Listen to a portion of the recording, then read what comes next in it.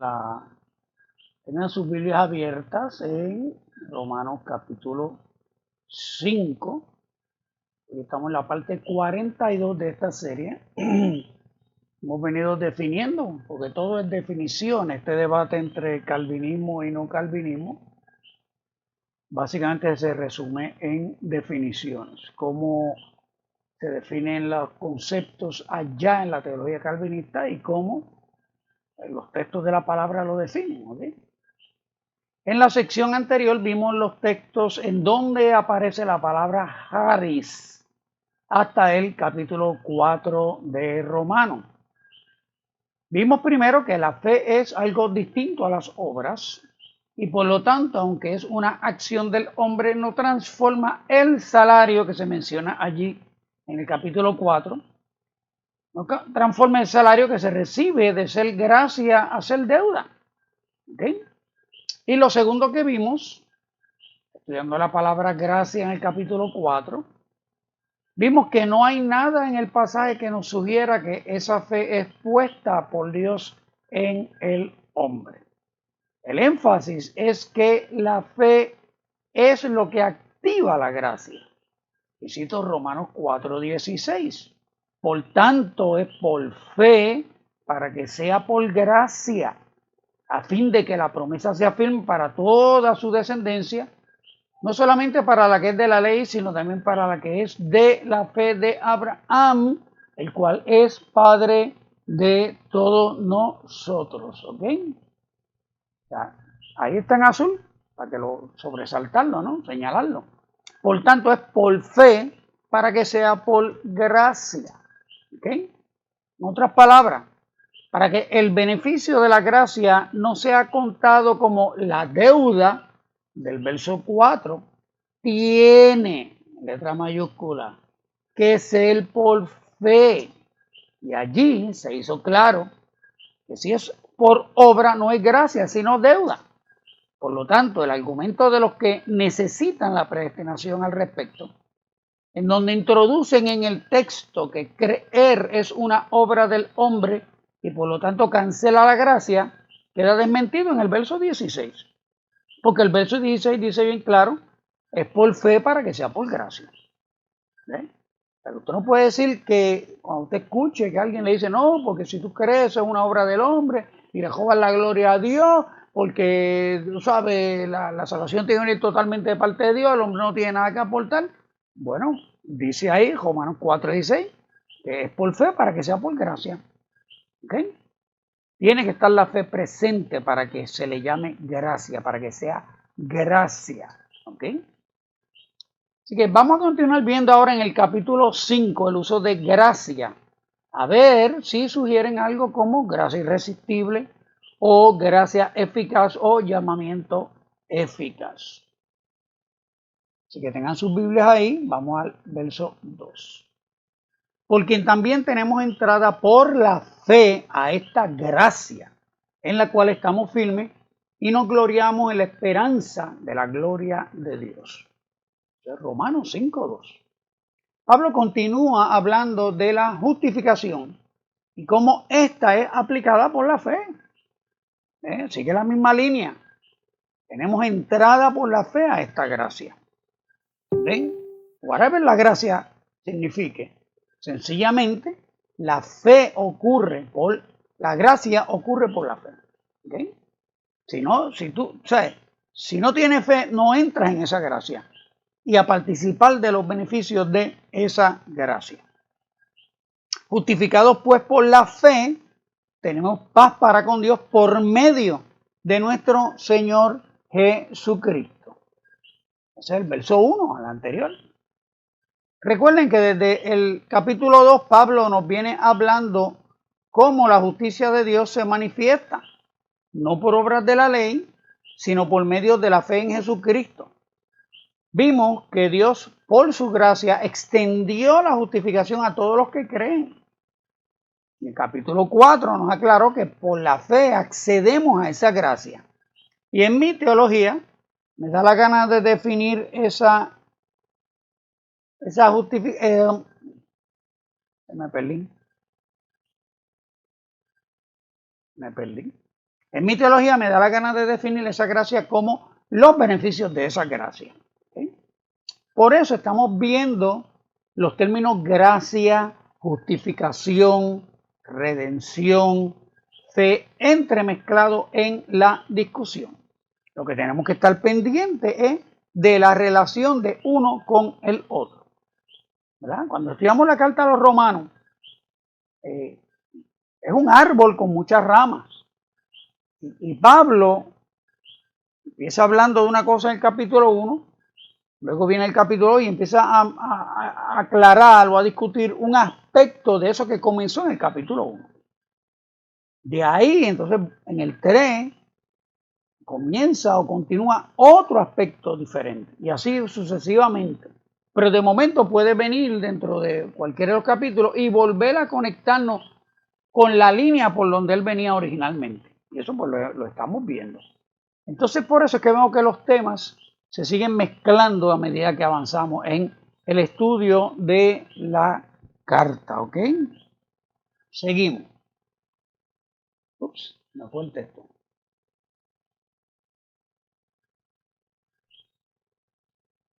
Aquí en el capítulo 5 vemos en el verso 1 la interrelación de conceptos.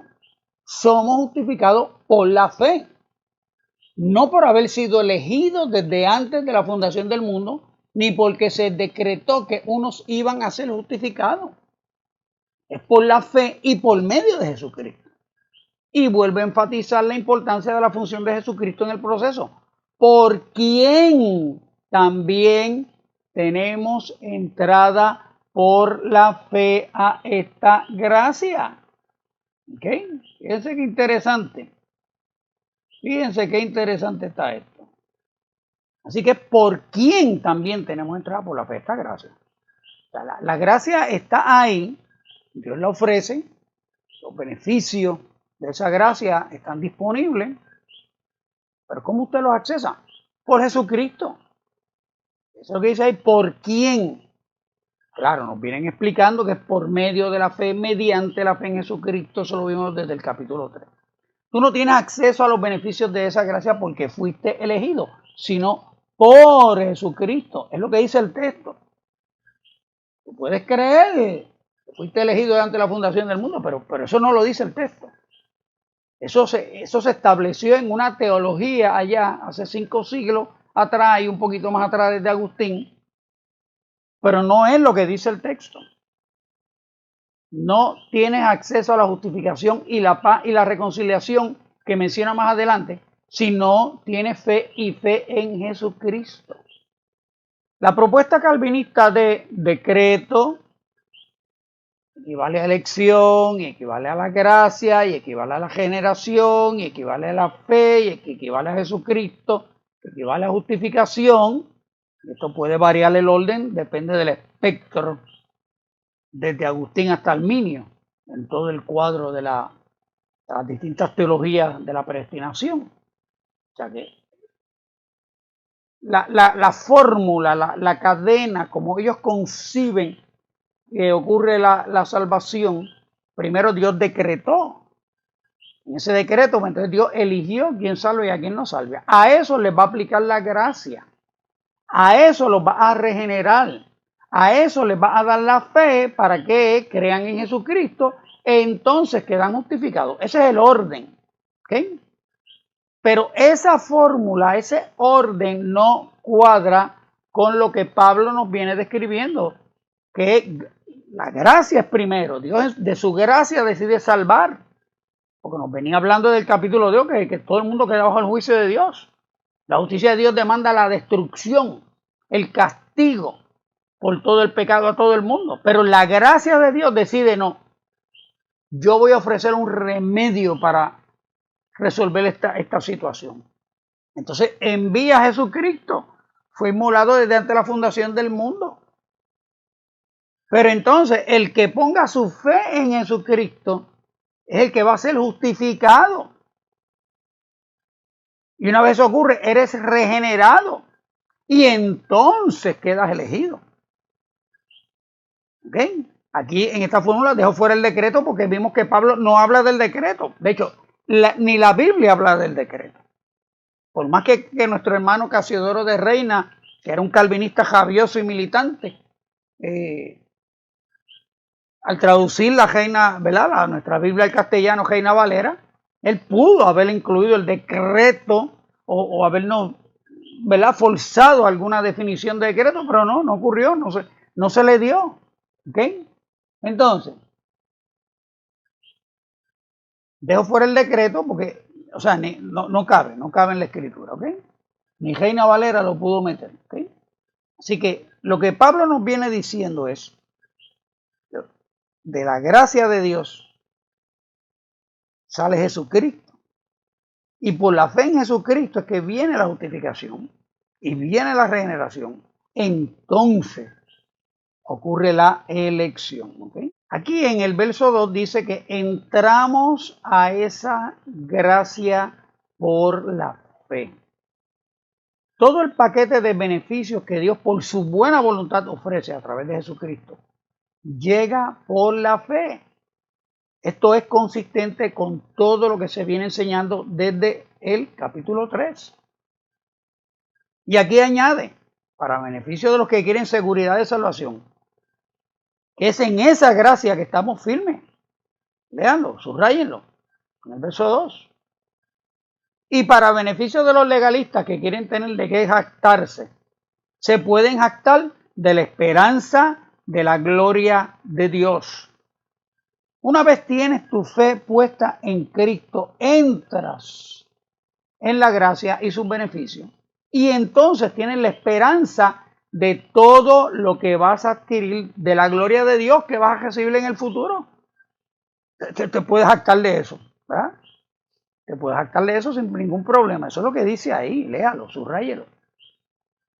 Así que gracia aquí en el verso 2 no es gracia irresistible, ni gracia eficaz que Dios aplica exclusivamente en los que eligió para salvar, sino que entran en esa gracia los que creen. ¿Ok? Usted ha estado conmigo en las últimas 2 semanas, hemos estado viendo cómo a través de todo Romanos, Pablo está enfatizando la justificación por la fe. No se le ha ocurrido a Pablo escribir o sugerir nada que indique que la justificación es producto de una elección desde antes de la fundación del mundo. Y no hemos visto nada todavía, no hemos visto el uso de la palabra gracia, utilizada aquí en el Nuevo Testamento hasta ahora, para sugerir que hay tal cosa como gracia irresistible. ¿Okay?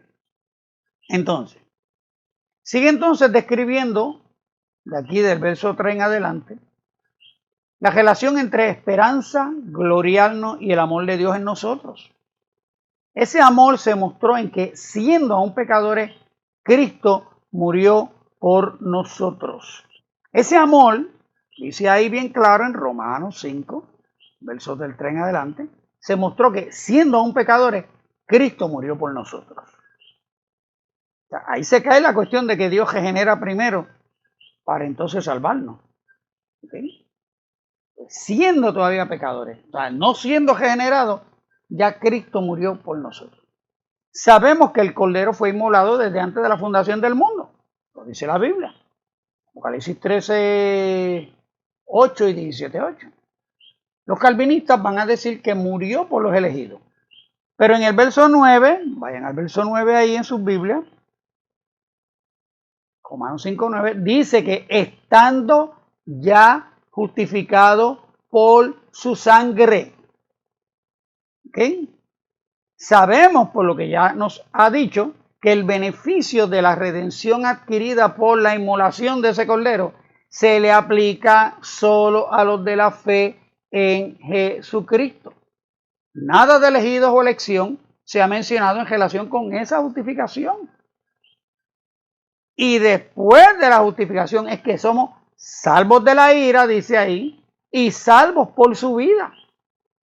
Y en eso nos podemos gloriar, en que por medio de Jesucristo hemos recibido la reconciliación. ¿Okay? Subraye eso, salvos de la ira, salvos por su vida. Y hemos recibido la reconciliación. Todo porque pusimos la fe en Jesucristo. Nada de gracia irresistible aplicada arbitrariamente en los elegidos para salvación. Nada de que Dios movió a los elegidos para que pusieran su fe en Jesucristo para poder salvarlos.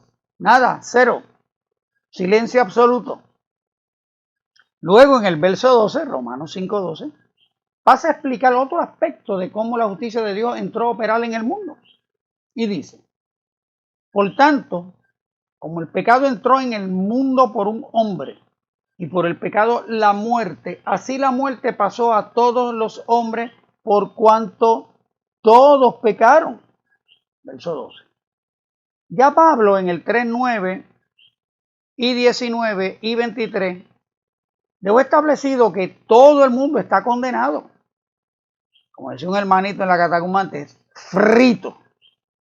Todo el mundo estaba frito. Aquí explica cómo llegamos a ese estado. El mal entró por un hombre y la separación, la muerte, pasó a todos. Recuerden que muerte no significa final, sino separación. En el 13, el siguiente, vuelve y afirma la función de la ley, que es establecer el conocimiento del pecado. Eso Pablo había dicho en el 3:20. ¿Verdad? Le dan ahí un momentito al 13. Ustedes solito ahí. En el 14 explica por qué sabemos que todos pecaron. Porque todo el mundo se muere. O sea, ¿cómo sabemos que los niños nacen en pecado? Porque los niños se mueren. Así de sencillo. ¿Ves? No estoy diciendo que no se salvan, esa es otra doctrina aparte. Estoy diciendo que los niños nacen en pecado. ¿Cómo lo sabemos? Porque los niños se mueren. Porque la paga del pecado es la muerte.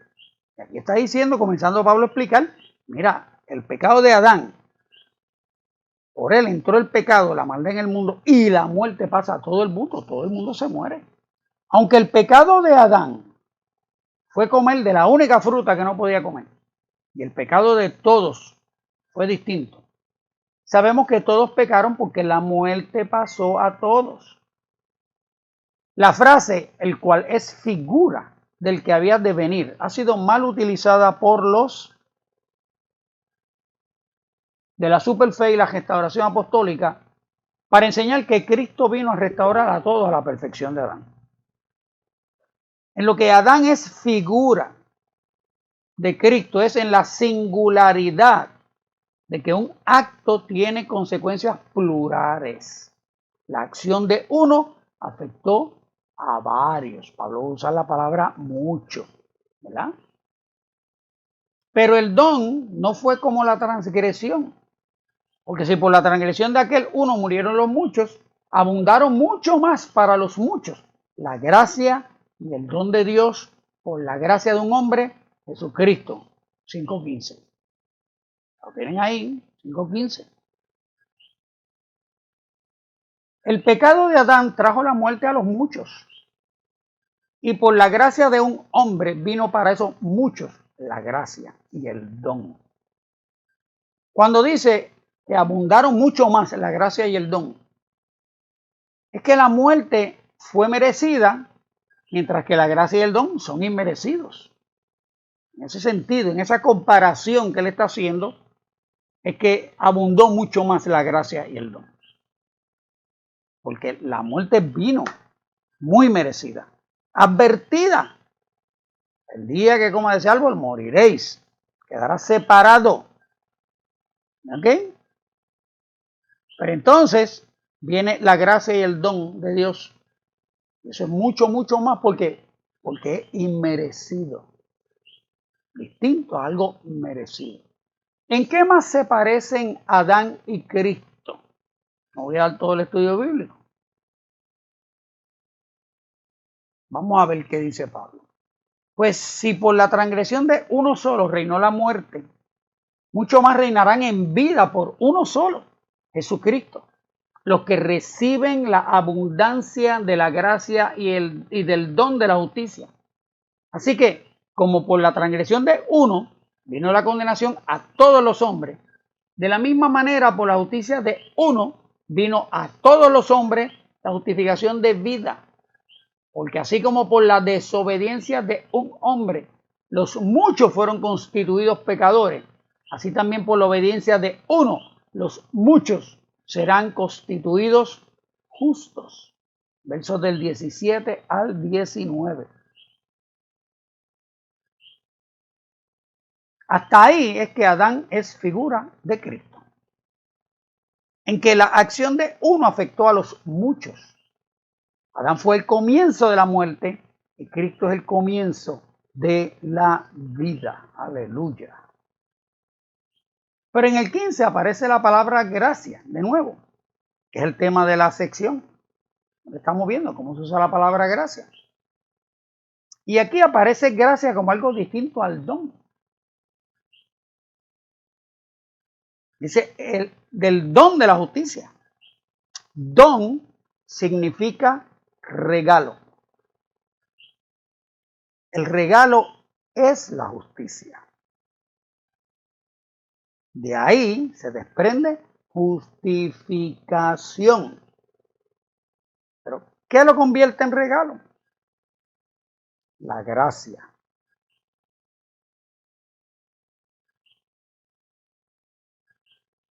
El don es la justicia. El regalo es la justicia. ¿Qué lo hace un don? ¿Qué lo convierte en un regalo? La gracia. Gracia es la buena voluntad de Dios en dar o hacer algo voluntariamente a alguien que no lo merece y tampoco puede pagar por ello. Ya vimos que la justicia de Dios demandaba pagar una penalidad por el pecado y Cristo con su sangre le pagó esa penalidad y así quedó satisfecha la justicia de Dios. Entonces se nos ofrece gratuitamente a nosotros como se describe en el 3:24. ¿Se acuerdan el 3:24 que lo tocamos anteriormente, hace 2 semanas atrás? Donde explicamos que gratuitamente, ¿verdad?, somos justificados gratuitamente por su gracia y allí les expliqué por qué esa gracia gratuita no es gratuita. ¿Ok? Se lo explicamos ahí. Así que vaya para atrás 2 secciones para que vea esa explicación. ¿Qué más se nos dice de esa gracia aquí en el 5:15? Que la gracia viene por la gracia de Jesucristo. La gracia y el don de Dios por la gracia de un hombre, Jesucristo dice ahí, subrayelo, en el 15. Ya vimos cómo todo es mediante la fe en Jesucristo. Aquí la gracia y la justicia vienen por la buena voluntad de Jesucristo. Vimos en Juan que la gracia y la verdad vienen por Jesucristo. Pues la ley por medio de Moisés fue dada, pero la gracia y la verdad vinieron por medio de Jesucristo, Juan 1:17. Y esa gracia y verdad es para los que lo reciben, mas a todos los que le recibieron, a los que creen en su nombre, les dio potestad, autoridad de ser hechos hijos de Dios. Juan 1:12.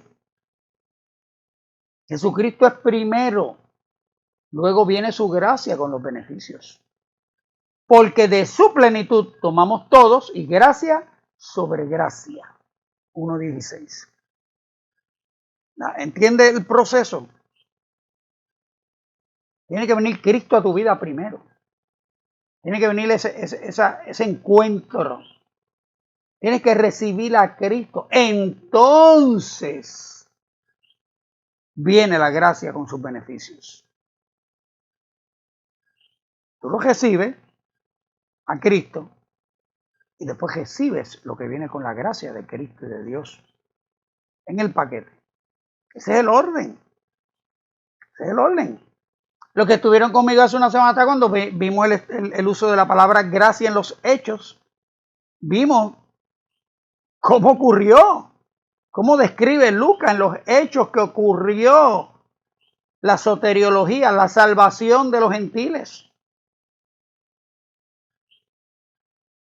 Y no cuadra, no concuerda, no sigue la fórmula, la línea de sucesos, de eventos que nos describe el calvinismo con su predestinación. Así que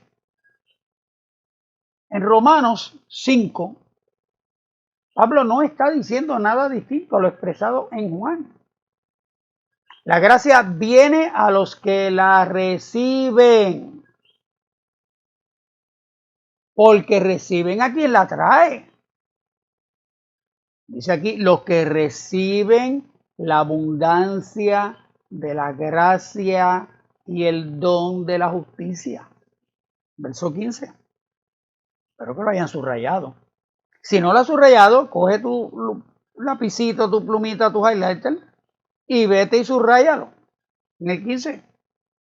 Los que reciben la abundancia de la gracia y el don de la justicia. Aquí los que reciben. Ese verbo está en voz activa. Por lo tanto, no es que Dios les pone la gracia y el don, sino que ellos hacen la acción de recibirlo. Eso es lo que significa cuando el verbo está en voz activa. El sujeto, lo que están mencionando, hacen la acción. Aquí está hablando de los que reciben. Ellos hacen la acción de recibir, de tomar, de apropiarse. ¿Verdad? Un término teológico, apropiar. El 20 y el 21, porque habíamos leído hasta el 19. Vuelve a mencionar la gracia. Pero la ley se introdujo para que el pecado abundase. Mas cuando el pecado abundó, sobreabundó la gracia, para que así como el pecado reinó para muerte, así también la gracia reine por la justicia para vida eterna mediante Jesucristo, Señor nuestro. Mire qué tremendo. Vamos a ver qué quiere decir Pablo con eso. No es que la ley produce pecado. Cuando dice, ¿verdad?, que la ley se introdujo para que el pecado abundase. La ley lo señala. La gracia sobreabundó, pues, a mayor pecado, más inmerecida o más significativa es la intención de Dios en salvar. ¿Okay? Pero lo interesante es cómo va a reinar esa gracia. ¿Cómo Dios la va a implementar? Imponiéndola sobre los elegidos o a través de un medio. Pues, ¿qué dice ahí? Por la justicia para vida eterna mediante Jesucristo, Señor nuestro. Mira ahí. Déjalo ahí en el 21. Para que la gracia, así también la gracia reine por la justicia para vida eterna mediante Jesucristo, Señor nuestro. Así que continúa, reafirma, repite lo que ya dijo en el 15. La gracia y el don de Dios por la gracia de un hombre Jesucristo. En el 17 dijo, mucho más reinarán en vida por uno solo, Jesucristo. En el 18, por la justicia de uno, vino a todos los hombres la justificación de vida.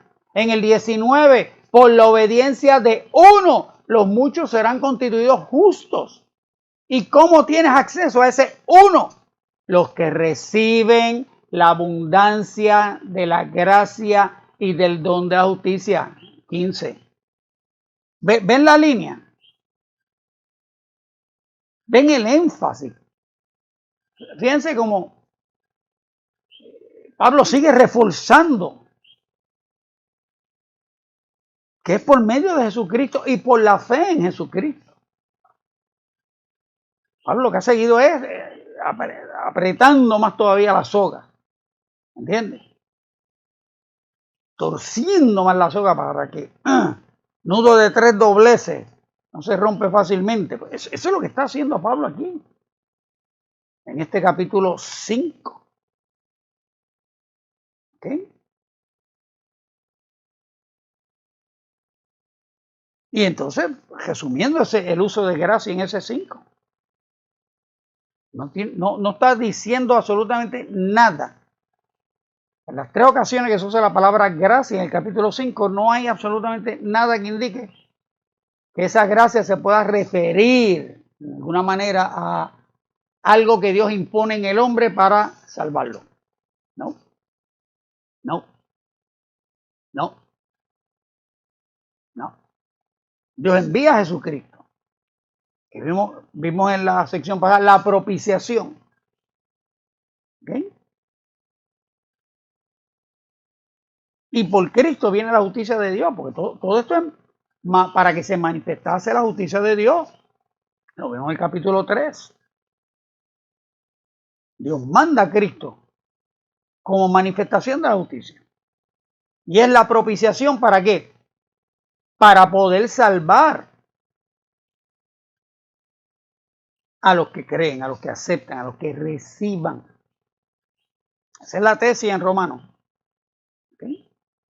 En el 6.1 vuelve a hablar de la gracia, pero contestando una duda que puede surgir de lo que dijo anteriormente en el 15, cuando contrasta cómo la gracia vino en respuesta a muchas transgresiones. ¿Qué pues diremos? Dice el 1. ¿Perseveraremos en el pecado para que la gracia abunde? Ya esa pregunta, él la había expuesto en el 3.5. Pasen la paginita, vayan al 3.5 y allí ya había surgido esta preocupación. ¿Verdad? Es un método de los maestros hebreos usar contrastes para señalar un punto en un argumento.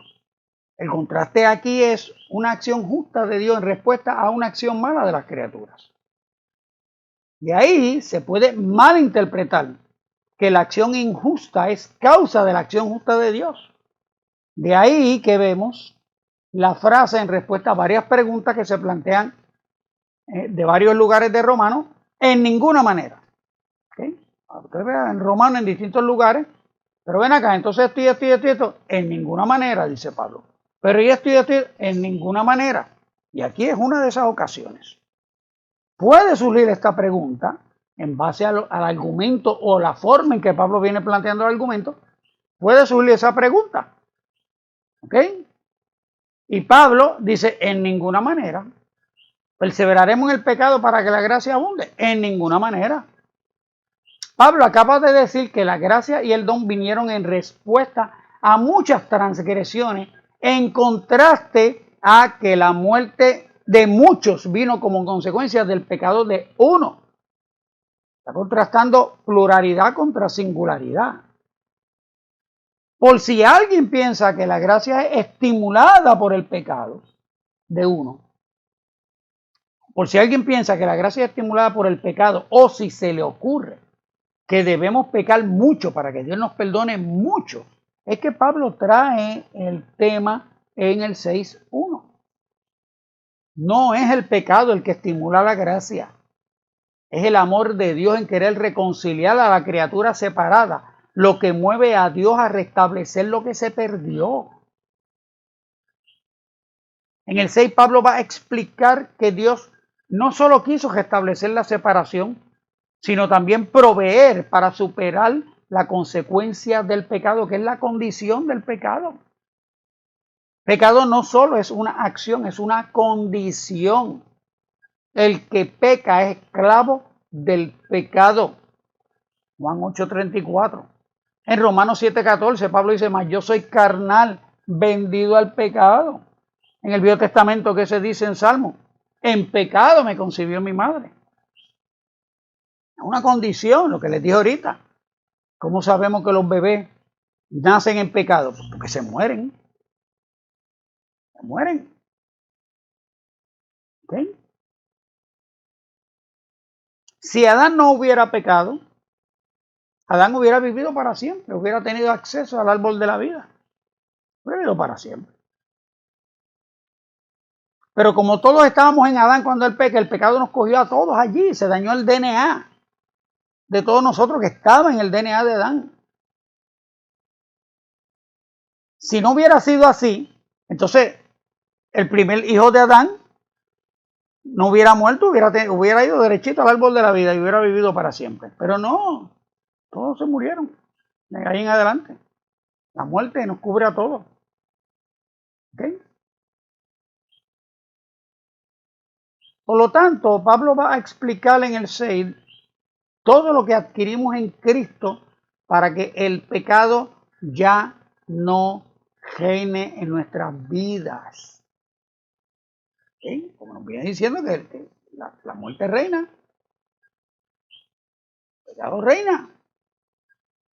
Aquí Pablo se desvía por otras ramitas y nos va a explicar cómo lo que Dios ha provisto en Cristo, lo que Dios ha hecho de nosotros en Cristo, lo que ha hecho para nosotros en Cristo, es para que la condición de pecado ya no reine, ya no nos domine, ya no nos esclavice, ya no nos dirija. Esa esclavitud al pecado, que es el término correcto. Recuerden que eso de libre para pecar es un disparate de Agustín. ¿Okay? Ya en el 5:17 Pablo dijo que de la misma forma que la muerte reina por el pecado, los que reciben la gracia y el don de Dios reinarán en vida. Entonces él va a aclarar ese punto ahora. Por cuanto la gracia no vino por causa del pecado, sino para terminar con el reinado del pecado en nuestras vidas. Es que la conclusión correcta es que la gracia nos permite terminar con el reinado del pecado en nuestras vidas. Porque el pecado no se enseñoreará de vosotros, pues no estáis bajo la ley, sino bajo la gracia. 6:14. Después que nos hable de todos los beneficios y todo lo que tenemos y todo lo que somos, y sabemos, concluye, el pecado no se enseñoreará de vosotros, pues no estáis bajo la ley, sino bajo la gracia.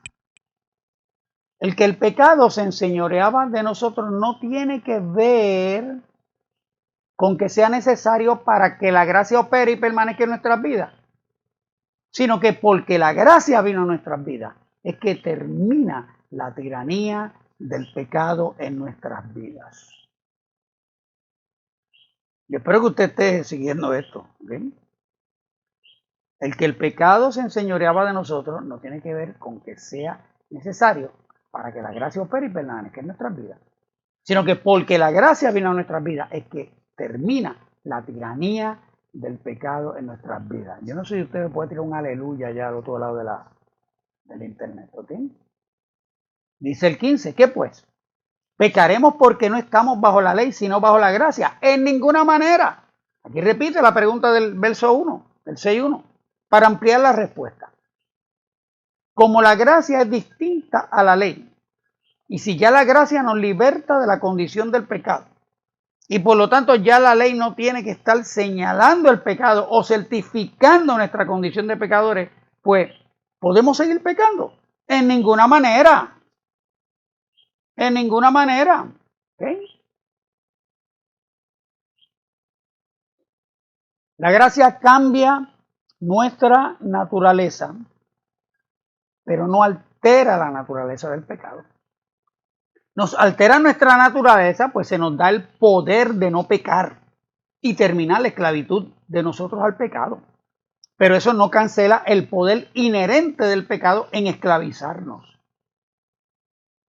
¿Okay? Dice el 16. ¿No sabéis que si os sometéis a alguien como esclavos para obedecerle, sois esclavos de aquel a quien obedecéis, sea del pecado para muerte o sea de la obediencia para justicia? Podemos pecar. La gracia no cancela nuestra libertad de pecar por habernos conseguido la libertad de no pecar. Si decidimos pecar, nos hacemos esclavos del pecado. Si decidimos obedecer, nos hacemos esclavos de la justicia. Mire qué sencillo. Entonces, para que quede claro, Pablo explica cómo funciona la cosa. Pero gracias a Dios, que aunque erais esclavos del pecado, habéis obedecido de corazón a aquella forma de doctrina a la cual fuisteis entregados. Y libertados del pecado, vinisteis a ser siervos de la justicia. Capítulo 6, versos del 17 al 18. Aquí es bien interesante cómo ocurren los verbos que están en azul. erais esclavos. Eso ocurre en voz activa. Ustedes hacían el pecado. Habéis obedecido. Ocurre en voz activa. Ustedes obedecieron por ustedes mismos. Nadie los hizo obedecer. Si no, hubiera estado en voz pasiva. ¿Okay? Fuisteis entregados, ocurre en voz pasiva. Ese sí, ese verbo está en voz pasiva. Fuisteis entregados. Ellos obedecieron por ellos mismos, pero fueron entregados. Alguien los entregó. Alguien hizo esta acción para ellos. Vimos en Hechos que Dios expuso a Cornelio al Evangelio después que Cornelio tenía su corazón dispuesto a obedecer. ¿Okay? Aquí, después que ustedes obedecieron, fueron entregados. O sea, ustedes obedecieron en voz activa, ustedes fueron entregados en voz pasiva. ¿Okay? Ustedes hicieron una acción y ahora alguien hizo una acción para ustedes que fueron entregados a la doctrina que Dios proveyó por medio de la predicación del Evangelio. Porque así es que eso lo venimos viendo desde hecho, desde que estábamos en la discusión de la justificación allá en Romanos y de la elección en Romanos, desde por allá estuvimos viendo que la predicación del Evangelio. Ustedes no podían creer o saber cuál y dónde estaba la doctrina. Por lo tanto, Dios los llevó. Eso es lo que significa, fuiste entregados. Dios los entregó a la doctrina del Evangelio. Libertados. Ocurre en pasivo también. Ustedes no podían romper las cadenas del pecado. Dios tuvo que hacerlo en ustedes. Vinisteis a hacerlo, ocurre en pasivo también. Ustedes no podían cambiar su condición, ni cambiar de dueño. Por lo tanto, esa acción le corresponde a Dios. Por eso es que está en pasivo. ¿Okay? Vemos en estos dos textos cómo opera la gracia. Por la buena voluntad de Dios, Dios compró la libertad en Cristo. Y la reciben o son libertados los que por la fe reciben a Jesucristo. El poder del pecado quedó roto por la buena voluntad de Dios y participan de esa libertad los que reciben. Volviendo a la función de la palabra gracia en este capítulo 6. Vemos que no es una acción que Dios impone en nadie. Sus beneficios nos capacitan para vivir libres del pecado si recibimos y obedecemos la oferta de Dios en Cristo. ¿Okay? Así que vemos otra vez en el 6, tocando otro aspecto, que gracia no es gracia irresistible, no es gracia eficaz, no es llamamiento eficaz. Vemos aquí que Pablo describe, narra que los beneficios de esa gracia, la aplicación de todo eso que Dios hizo en Cristo para nosotros, es para los que reciben, en este caso. Es para los que creen. Todo ocurre por ese uno. Ese uno, tú tienes que creer en él y tienes que recibirlo. That's it. Nada distinto a lo que se comenzó a decir en el Evangelio de Juan. Nada distinto. ¿Sí? Así que, ¿qué texto de la gracia en el capítulo 6 o hasta ahora, desde que vimos Romanos, sugiere gracia irresistible? Cero. Cero. ¿Sí? Todavía no hemos encontrado un texto sobre la gracia que justifique, pruebe, evidencie el concepto de gracia irresistible. ¿Sí? Recuerden que pueden enviar a HC03 Box 8156 Canóvanas, Puerto Rico, o pueden, y la cuenta de PayPal es Pedro Raya Hipólito con H @hotmail.com.